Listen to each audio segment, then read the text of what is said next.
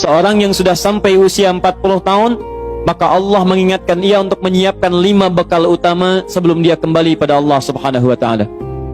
Hati-hati yang sudah sampai 40 tahun, jika Anda belum memiliki satu di antara 5 ini, Anda mesti khawatir. Karena ini peringatan dari Al-Quran. Baik, 1. Qala rabbi auzi'ni an ashkura ni'mataka allati an'amta 'alayya wa 'ala walidayya.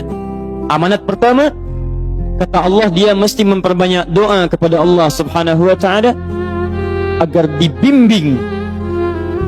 Banyak doa agar dibimbing mensyukuri nikmat hidup, plus bisa meningkatkan bakti pada orang tua. 1.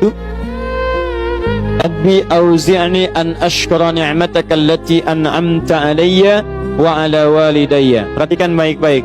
Ya Allah, mohon bimbing saya untuk selalu bisa mensyukuri segala nikmat yang telah Engkau berikan pada saya sekarang, 1, dan pada kedua orang tua saya. Baik, jadi kalau sudah sampai usia 40 tahun, pertama, Anda memohon doa kepada Allah untuk dibimbing terus bersyukur kepada Allah. Ini yang mau saya tegaskan. Lihat baik-baik. Apa itu syukur? Tidak ada makna lain dari syukur yang tertuang dalam Al-Quran dan hadis kecuali ungkapan kebahagiaan atas nikmat yang Allah berikan kepada kita dengan cara menggunakan nikmat itu sesuai dengan fungsi yang telah Allah tetapkan. Misal, kita akan bersyukur dengan nikmat penglihatan mata. Anda diberikan 40 tahun dalam hidup, mata masih bisa melihat. Bagaimana mensyukuri nikmat mata? Kalau Anda ingin syukuri nikmat mata, maka yang paling singkat, gunakan nikmat mata ini sesuai dengan peruntukan yang telah Allah tetapkan. Fungsi yang telah Allah tetapkan. Apa fungsi mata? Masih ingat? Melihat yang baik-baik. Quran surah ke-24 ayat 30 untuk laki-laki, ayat 31 untuk perempuan. Qul lil mu'minina yaghuddu min absarihim. Katakan pada pria-pria yang merasa punya iman. Dengan iman itu dia yakin dengan akhirat. Wabil akhirati hum yuqinun. Karena yakin dengan akhirat dia sadar akan pulang dan dia tahu nikmat matanya akan ditanya oleh Allah Subhanahu wa taala. Katakan pada pria-pria yang yakin bahwa matanya akan ditanya oleh Allah. Quran surah ke-17 ayat 36. Inna sam'a wal basara wal fuada kullu ulaika kana anhu mas'ula. Setiap pendengaran Anda, penglihatan Anda, plus apa yang Anda fikirkan, satu saat akan ditanya, dipertanggungjawabkan di hadapan Allah Subhanahu wa taala. Karena itu kata Allah, katakan pada orang-orang yang yakin dengan itu semua, ghuddu min absarihim, matanya hanya boleh melihat yang baik-baik saja. Yang tidak baik, palingkan. Ibu juga sama, ayat 31-nya. Wa kullil mu'minati yaghdudna min absarihinna. Katakan pada perempuan yang merasa yakin dengan Allah, yakin akan pulang, yakin akan ditanya, matanya hanya boleh melihat yang baik-baik saja menurut Allah. Yang tidak baik, palingkan. Di ghaddul basar itu bukan nggak boleh lihat, Pak.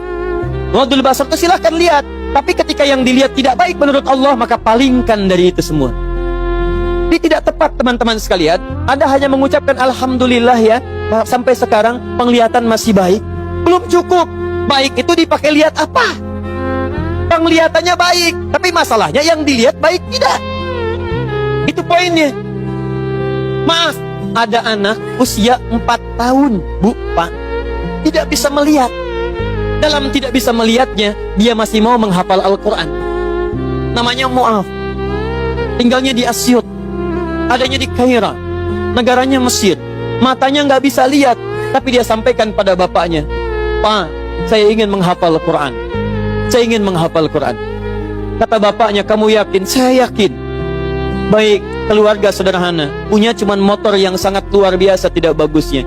Dimodifikasi dashboardnya, menempuh jarak kisaran 20 km. Datang pada syekhnya, bapaknya kemudian membonceng, muadnya di belakang.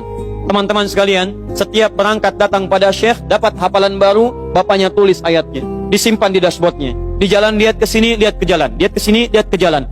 Mu'adz bacakan ayatnya, bapaknya mendengarnya. Secara singkat, tiba-tiba setelah itu fasenya berakhir, jadilah anak ini hafal Quran. Yang ngantar belum hafal Quran, yang diantar nggak bisa lihat hafal Quran. Saking mudahnya Al-Quran, yang nggak bisa lihat bisa hafal Quran. tapi bapaknya dapat pahala dari transferan anaknya. Perhatikan baik-baik. Begitu dibacakan Qurannya, bagus makhrajnya, viral kisahnya. Begitu viral di Timur Tengah, datang reporter mau wawancara. Pertanyaan pertama, kalau adinda diperkenankan oleh Allah untuk bermohon saat ini, apa yang mau dimohonkan kepada Allah? Reporter ini mengira dia akan meminta doa seperti ibunda Imam Al-Bukhari bermohon kepada Allah supaya Al-Bukhari disembuhkan dari butanya. Bu, Pak, Imam Al-Bukhari itu dulu buta. Butanya permanen. Dilahir 2 tahun ayahnya meninggal, 4 tahun buta permanen. Nanti ada satu kejadian di situ, yang dengan kejadian itu ibunya berdoa kepada Allah, anaknya menghafal Quran sampai di surat Qaf, ya, ayat ke-22. Anaknya murajaah ayat, ibunya memohon kepada Allah sambil menangis, sambil tertidur, sampai tertidur. Disitulah kemudian terjadi sesuatu yang luar biasa. Seketika Allah sembuhkan Al-Bukhari kecil, matanya bisa melihat kembali. Karena kajian kita bukan di sini, lain waktu nanti saya terangkan. Anda yang punya kitab Fathul Bari, Syarah Sahih Al-Bukhari, beli jilid pertama, kitab Muqaddimah, halaman 634, paling kiri, paragraf yang ketiga, baris 1 sampai dengan 9. Anda temukan kisahnya. Nah, reporter ini mengira, ini Mu'adz akan minta kepada Allah seperti Al-Bukhari kecil memohon kepada Allah, matanya bisa melihat lagi. Ternyata lihat baik-baik.